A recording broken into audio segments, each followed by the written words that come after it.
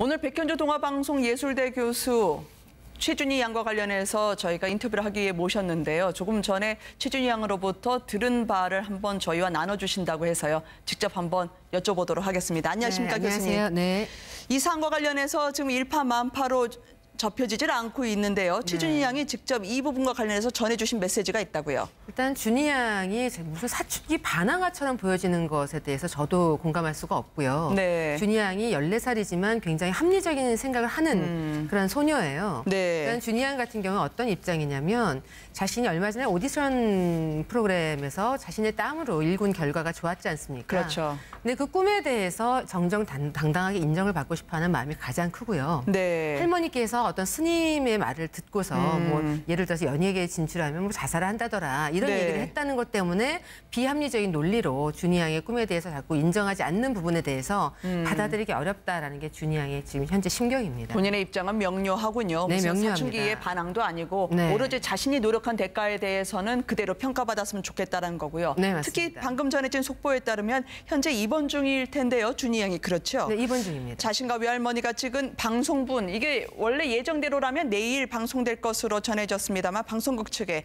중단을 요청한 것으로 알려졌습니다. 지금 방송국 측이 회의 중이라고 하는데요. 네, 맞습니다. 어떻게 될까요?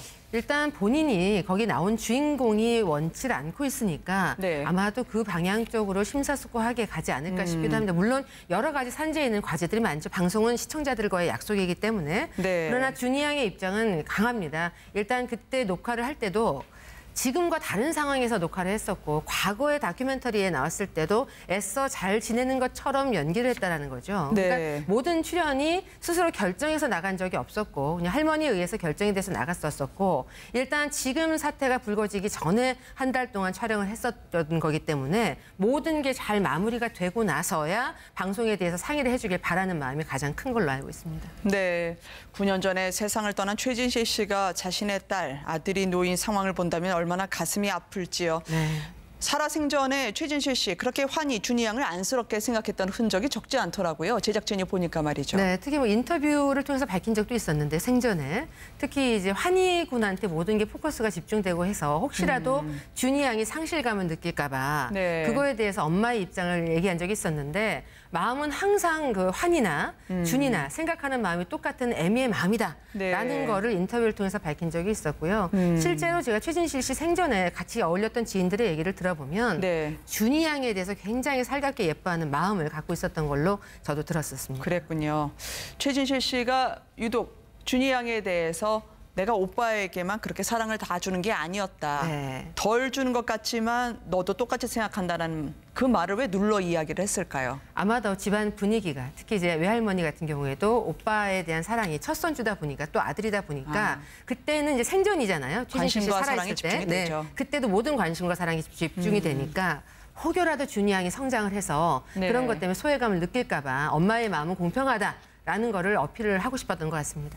이혼하고 혼자 두 사람 아빠 역할까지 해야 되니까 네. 상당히 힘들었을 텐데 별로 내색 안 하던 최진실 씨였단 말이죠. 주변 사람은 오히려 챙겼죠. 자신의 마음 많이 상처를 받고 있었어도. 근데 같이 굉장히 절친했었던 메이크업 아티스트 조성아 씨에 따르면 네. 언젠가 한 번은 같이 사우나를 간 적이 있었는데 환희 군하고 준희 양의 때를 밀 때, 머리에 딱 수건을 두르고 때를 밀 때는 저 영락 없는 배우의 모습이 아니라 엄마의 모습이었다. 이렇게 이야기를 했었고요. 네. 또 굉장히 또 친하게 지냈던 송윤아 씨 같은 경우에도 모든 엄마는 자식을 사랑하지만 상처가 있어서 그랬는지 그 이상으로 자식들에게 보답하려는 마음이 컸던 엄마였다. 이렇게 회상을 하기도 했습니다. 이 최준희 양이 오빠 환희 군과 상당히 애틋한 남매를 가지고 있던데요. 네. 이 코에 묻은 생크림 서로 장난을 치는 그 좋았던 시절도 저희가 보여드렸습니다만 어느 정도였나요? 두 사람 사이는 말이죠. 저도 뭐 목격을 한 적도 있었고요. 둘이 뭐 예를 들어 분식집 가는 모습을 본 적도 있었고 네. 그래서 굉장히 서로 애틋하죠. 근데 중학교에 환희 군이 가고 나서부터는 떨어져 사는 세월이 있다 보니까 휴대전화로 서로의 안부를 묻는 상황이 됐으니 얼마나 안타깝겠어요. 서로 의지하고 살다가.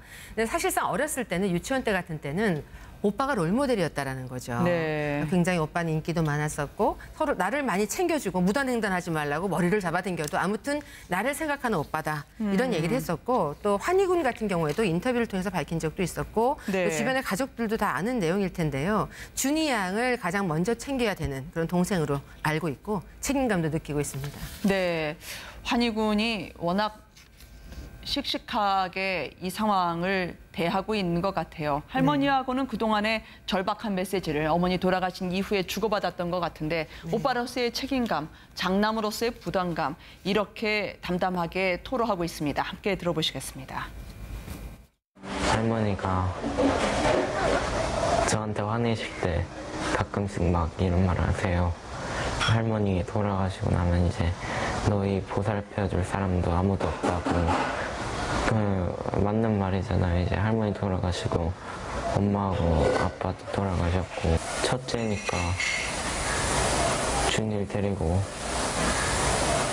잘 살면서 준이도 보살펴주고 그런 생각도 많이 들어요.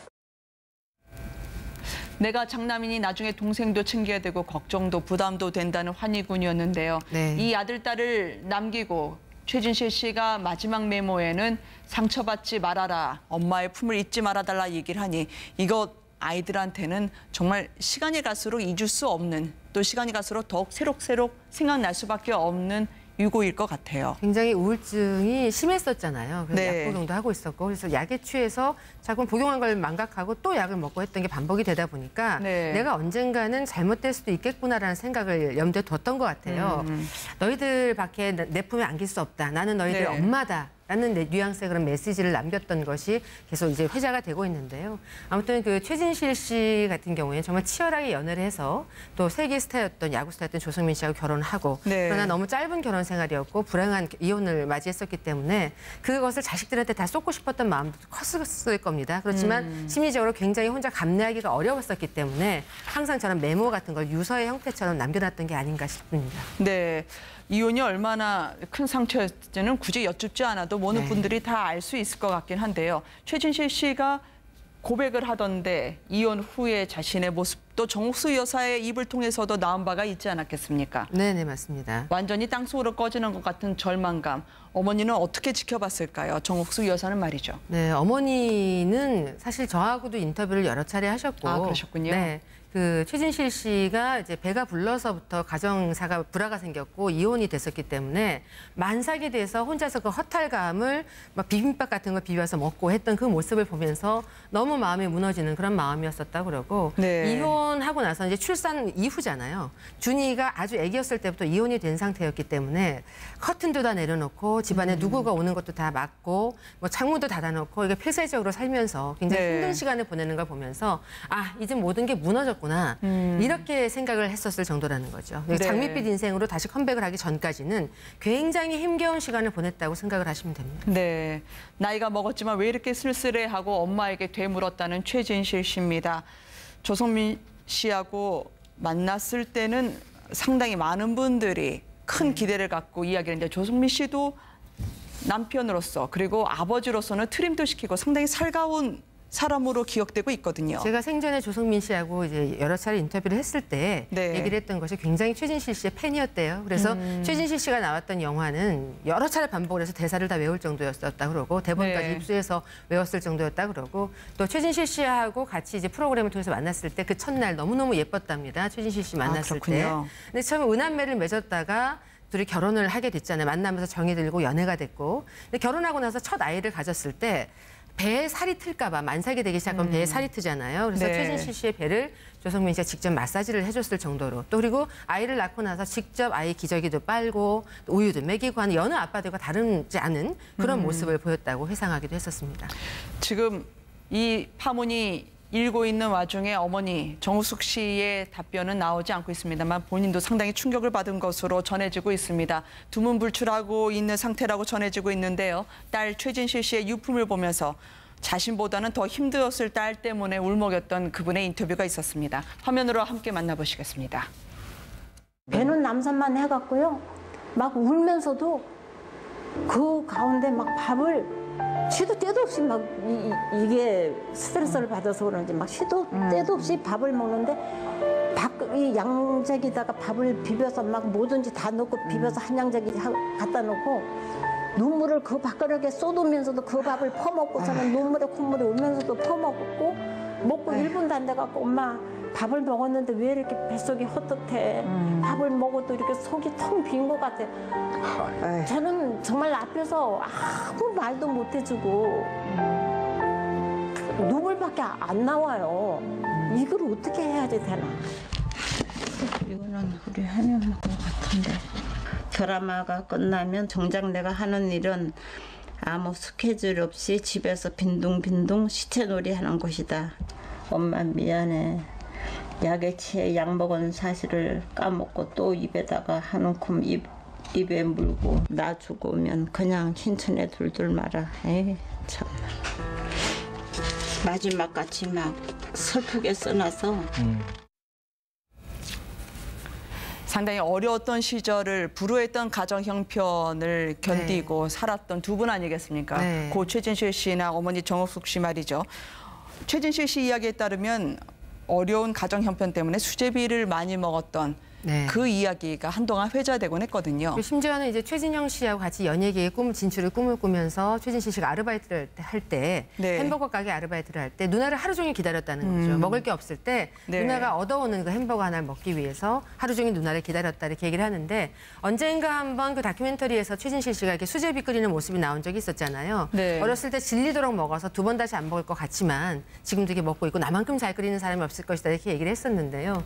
조성민 씨의 기억 속에서도 최진실 씨 굉장히 음식을 잘하는 그 손맛의 그 달인 이렇게 네. 기억을 할 정도로 음식도 굉장히 깔끔하게 잘하는 그런 여인이었다고 얘기를 합니다. 정옥숙 여사가 아마 자식들을 키우느라 안 해본 것 없다고 이야기를 했던 것 같습니다.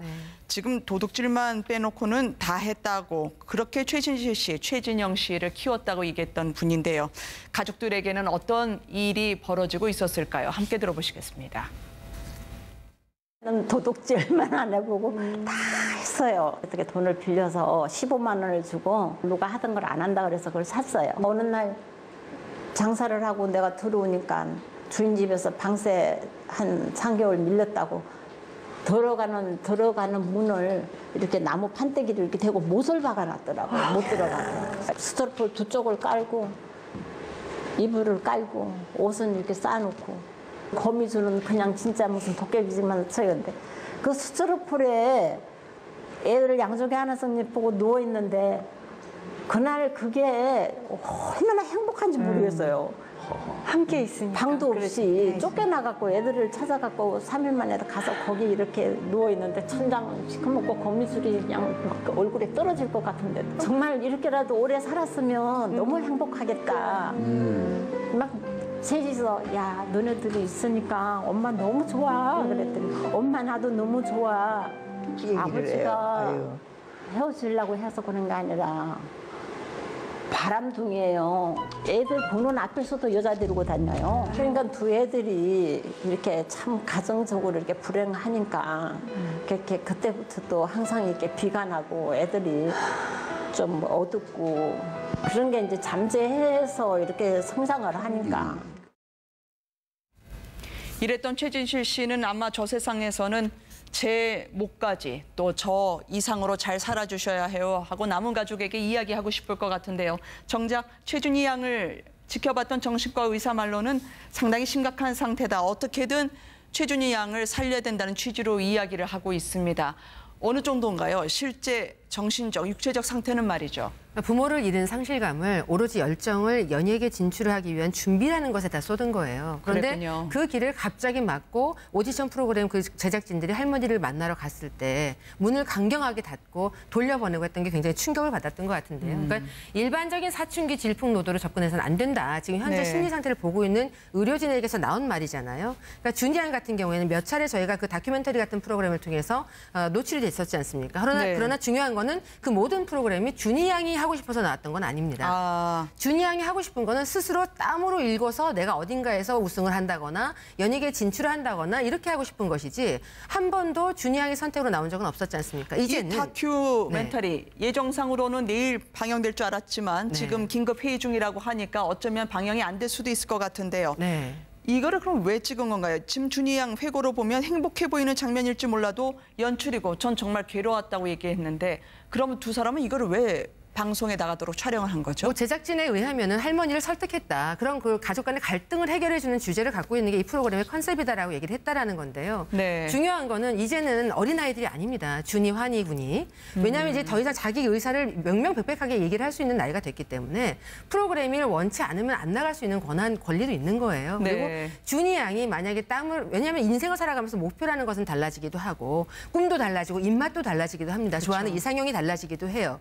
지금 아니라고 생각하고 혹여라도 내 자식이 연예계에 나왔다가 자살했기 때문에 라는 생각을 가지고 손주들에게 투영시키려고 한다면 그러지 네. 마시고 길을 올바르게 갈 수 있도록 지금 갔던 길이 아닐 수도 있지만 갈 수 있도록 할머니가 좀 그냥 지켜봐 주시는 것도 필요할 것 같습니다. 경찰의 최준희 양이 학대, 갈등 모두 말했다고 하던데요. 어떻게 경찰 수사가 이어질까요? 일단 원래부터 관리 관찰을 하고 있었다고 합니다. 오늘 오전에 다 조사를 마쳤다고 하고요. 조만간 할머니 조사를 할 거라고 예상이 됩니다. 네, 백 교수님과 함께 최준희 양에 대한 인터뷰를 진행했던 백 교수와 함께 오늘 알아봤던 소식이었습니다. 감사합니다. 고맙습니다.